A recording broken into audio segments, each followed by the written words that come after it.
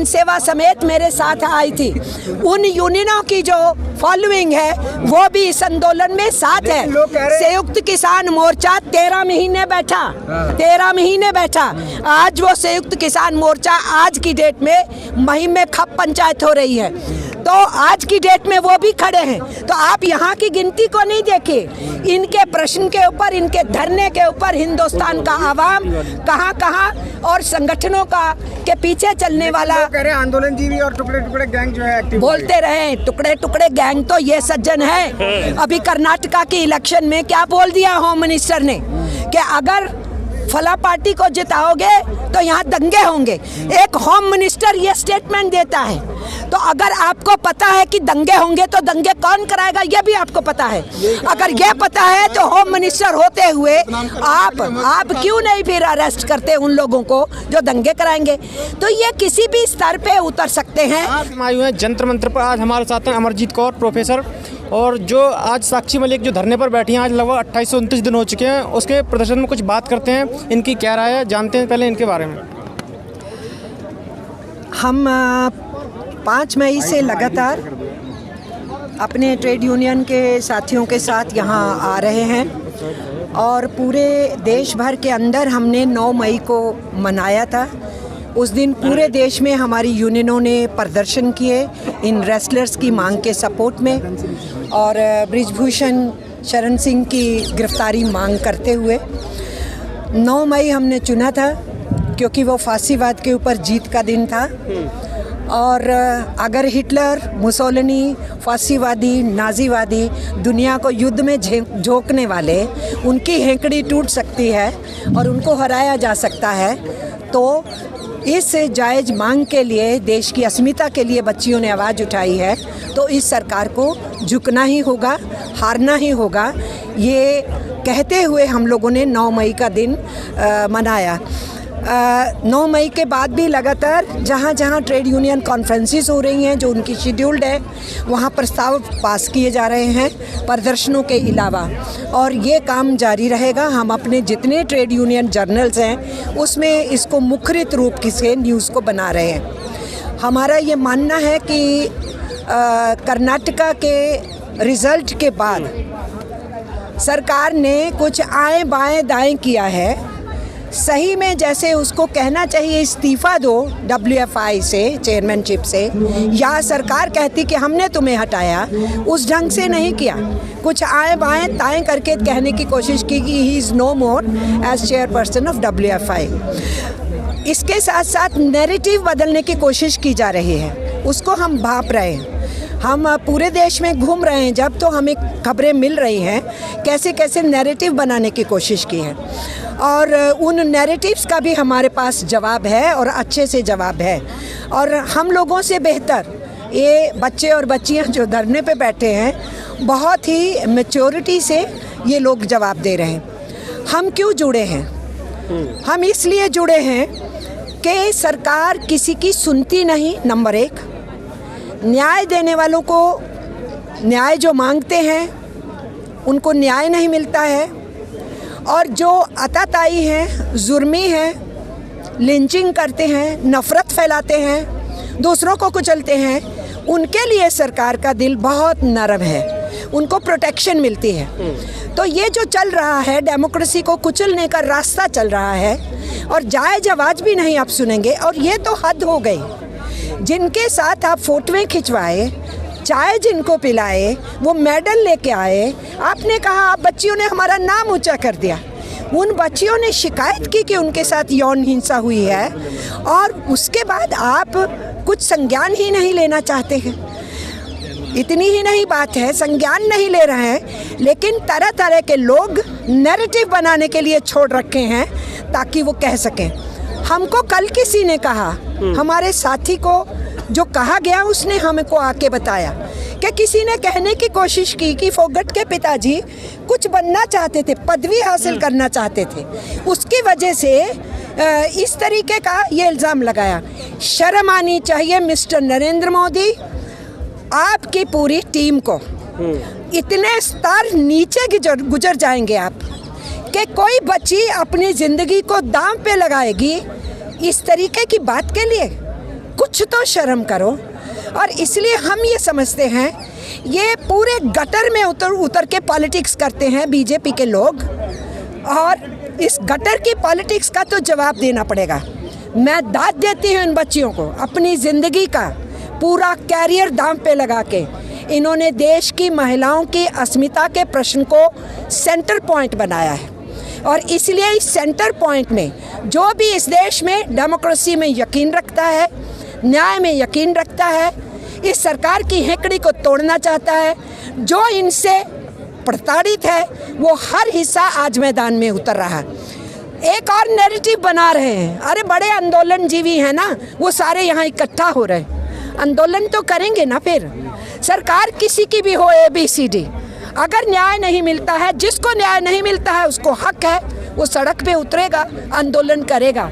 आंदोलनों से ही हमने अपना देश भी आज़ाद कराया था, और इसीलिए वो नैरेटिव भी इनका चलेगा नहीं। एक तीसरा नैरेटिव चलाने की कोशिश की इन्होंने कि फलां जात के लोग साथ नहीं हैं, फलां जात के लोग साथ हैं। हिंदुस्तान के अंदर सभी जात की, सभी धर्म की, सभी भाषा की, सभी क्षेत्र की महिलाएं आज इस मुद्दे में इन बच्चियों के साथ हैं। तो जात का, धर्म का प्रश्न कहाँ से आ गया, इलाके का प्रश्न क्या आ गया? फिर ये नैरेटिव बनाने की कोशिश कर रहे हैं यूपी और हरियाणा के बीच में। कौन सा नैरेटिव भी आप बनाओगे? यूपी के लोग हों या हरियाणा के लोग हों, जो न्याय के साथ खड़े हैं वो न्याय के साथ खड़े हैं। फिर एक और नैरेटिव बनाने की कोशिश की कि बृजभूषण शरण जिस समाज से आते हैं वो समाज सारा उनके साथ खड़ा है। कुछ तो शर्म करो बृजभूषण जी, अगर आप ये स्टेटमेंट दिला रहे हैं, हर समाज में अच्छे बुरे लोग होते हैं, पूरा समाज किसी बुराई के साथ कभी खड़ा नहीं होता। दो तीन जगह तो जनसभा हुई ना उनके समाज। अरे कर ली तो जनसभाएं तो हम भी कर रहे हैं। हाँ। हम जो जनसभाएं कर रहे हैं उस समाज के लोग भी उसमें हैं। हाँ। हमारे वर्कर हर जात के, हर समाज के, हर भाषा के, हर धर्म के, हर इलाके के हैं। तो हर समाज के लोग किसानों में भी जुड़े हैं, मजदूरों में भी जुड़े हैं, महिलाओं में भी जुड़े हैं। तो उस समाज के लोग भी हमारे साथ जुड़े हैं, तो वो तो न्याय की मांग में हमारे साथ खड़े हैं। तो इसलिए इस तरीके का नैरेटिव बनाने की कोशिश करना, मीटिंगें तो करवा ही सकता है कोई, तो करवा लें वो भी अपने समाज की मीटिंगें। पर हम ये कहना चाहते हैं ये जितने नैरेटिव बनाए जा रहे हैं ये पूरा का पूरा ये साजिश है कि किसी तरीके से आंदोलन को बदनाम करो और फिर बहाने ढूंढो। किसी ना, हाँ बबीता फोगाट भी तो साथ में नहीं है, ट्वीट किया उन्होंने कि ये यहाँ पर राजनीति चल रही है। कहने दो, क्योंकि वो बीजेपी में है। हाँ, अगर वो बीजेपी में है तो उनको तो बीजेपी को डिफेंड करना ही है। देखिए, सत्ता को चुनौती देना अगर राजनीति है तो उस राजनीति को हमारे संविधान ने हमें हक दिया है उस राजनीति को करने का। तो इसलिए सरकार की राय से सहमत नहीं होना, सरकार न्याय ना दे उसके खिलाफ बोलना, तो कोई सी भी सरकार होगी ABCD किसी भी पॉलिटिकल पार्टी की, अन्याय के विरोध में तो बोला ही जाएगा। बोल रहे हैं कि जांच चल रही है तो दबाव क्यों बनाया जा रहा है? हाँ जी, बोल रहे हैं कि जांच ही तो चल नहीं रही है। 194 के तहत 194 के तहत एक का बयान हुआ, बाकियों का बयान नहीं हुआ। पॉक्सो के, पॉक्सो, सुनिए मेरी बात, आपके ऊपर इल्जाम लगा होता, जो साथी पत्रकार यहाँ हैं, पॉक्सो एक्ट में आपके ऊपर इल्जाम लगा होता तो 2 मिनट नहीं लगते आपको सलाखों के पीछे करने में और आपके परिवार समेत आपको सलाखों के पीछे करने में। यहाँ पॉक्सो के तहत केस रजिस्टर्ड है और इन्होंने अपने आप केस नहीं रजिस्टर किया, दिल्ली पुलिस ने केस रजिस्टर किया है। दिल्ली पुलिस ने अपने आप नहीं किया, सुप्रीम कोर्ट के आदेश पे किया है। इसलिए पॉक्सो एक्ट के तहत पहले उसकी गिरफ्तारी होनी चाहिए। लेकिन वो इन्फ्लुएंशियल आदमी है, 40 केस उसके ऊपर हैं, 41वां केस पड़ गया तो उनको लगता है 40 या 41वां झेल लेंगे। बृजभूषण तो ये कह रहे हैं ना, अगर ये आरोप सही है तो साबित करके दिखाओ, मैं खुद को फांसी लगा लूंगा। देखिए मेरी बात सुनिए, क्या हिंदुस्तान की सरकार जब किसी पे आरोप लगाती है तो उसको कहती है पहले हम सिद्ध करेंगे तुम्हारे पे आरोप है कि नहीं, उसके बाद तुम्हें जेल देंगे, कहती है क्या? बोलिए किस केस में बोलती है? किसी केस में नहीं कहती। आरोप लगता है, धारा देखी जाती है, उस धारा के हिसाब से लोगों को बंद कर दिया जाता है। और फिर कहा जाता है अगर आप पे आरोप सिद्ध नहीं होगा आपको बाइज्जत बरी करेंगे। तो बृजभूषण को क्या परेशानी है, उसकी गिरफ्तारी क्यों नहीं हो सकती है? वो अगर आरोप सिद्ध नहीं होगा तो बाइज्जत बरी होंगे, जैसे औरों के साथ हो रहा है। मैम अभी हाँ जी, बृजभूषण अभी शक्ति प्रदर्शन करने वाले हैं कि हम करते रहे शक्ति प्रदर्शन। देखिए, तादाद से शक्ति प्रदर्शन नहीं होता। आपने क्या प्रश्न उठाया उससे शक्ति प्रदर्शन होता है। एक गांधी लंगोटी पहन करके घूमता था ना, तो उसके साथ बाद में जनता जुड़ी थी। इसलिए आप मुद्दा कौन सा उठा रहे हैं वो महत्वपूर्ण है। अगर मुद्दा जो उठाया गया है वो मुद्दा इस देश की आधी आबादी की इज्जत का प्रश्न बन गया है। 140 करोड़ की जनसंख्या में मात्र कुछ लोग हुए हैं यहाँ पर, तो वही तो मैं बात कर रही हूँ। ये प्रतिनिधित्व कर रहे हैं किसका? मात्र ये नहीं है। मैंने बोला हिंदुस्तान की AITUC की सारी यूनियनें, हमारी 1,43,00,000 मेंबरशिप है, हमारी सारी यूनियनें साथ खड़ी हैं। उसके अलावा 9 और यूनियंस मेरे साथ आई थी। इंटक आई थी, HMS आई थी, UTUCC आई थी, UTUC आई थी, AICCTU आई थी, AIUTUC आई थी। 10 यूनियन सेवा समेत मेरे साथ आई थी। उन यूनियनों की जो फॉलोइंग है वो भी इस आंदोलन में साथ है। संयुक्त किसान मोर्चा 13 महीने बैठा, 13 महीने बैठा। आज वो संयुक्त किसान मोर्चा आज की डेट में मुहिम में खप पंचायत हो रही है, तो आज की डेट में वो भी खड़े हैं। तो आप यहाँ की गिनती को नहीं देखे, इनके प्रश्न के ऊपर, इनके धरने के ऊपर हिंदुस्तान का आवाम कहाँ और संगठनों का के पीछे चलने वाला आंदोलन जीवी और टुकड़े टुकड़े गैंग जो है एक्टिव बोलते रहे। टुकड़े टुकड़े गैंग तो ये सज्जन है। अभी कर्नाटका की इलेक्शन में क्या बोल दिया होम मिनिस्टर ने कि अगर फला पार्टी को जिताओगे तो यहाँ दंगे होंगे। एक होम मिनिस्टर ये स्टेटमेंट देता है, तो अगर आपको पता है कि दंगे होंगे तो दंगे कौन कराएगा ये भी आपको पता है। अगर ये पता है तो होम मिनिस्टर होते हुए आप क्यों नहीं फिर अरेस्ट करते उन लोगों को जो दंगे कराएंगे? तो ये किसी भी स्तर पे उतर सकते हैं कुर्सी पे बने रखने के लिए। और इसीलिए हम ये समझते हैं कि ये मुद्दा अब देश का मुद्दा है, मजदूर का मुद्दा है, किसान का मुद्दा है, महिला का मुद्दा है। ये चंद दिन बैठे हुए बच्चों का मुद्दा नहीं है। तो ये आंदोलन कब तक चलेगा? कोई स्टेटमेंट नहीं आया अभी तक। प्राइम मिनिस्टर कोई स्टेटमेंट नहीं देंगे। प्राइम मिनिस्टर कोई स्टेटमेंट नहीं देंगे। ये हम कैसे कह सकते हैं? ये तो मुर्मू डिसाइड करेंगे। देखिए, प्रेसिडेंट जो हैं, प्रेसिडेंट खुद डिसाइड करेंगे उनको स्टेटमेंट देना कि नहीं। मैं क्यों बोलूं उस पे? प्रेसिडेंट को डिसाइड। मैं ये इतना जानती हूँ, आज इस मुद्दे के ऊपर जो नहीं बोलेगा, जो साथ नहीं खड़ा होगा, वो एक्सपोज होगा। इतिहास माफ नहीं करेगा। आप कह रहे ना इतने थोड़े से लोग, ये हिस्ट्री मेकिंग मूवमेंट है।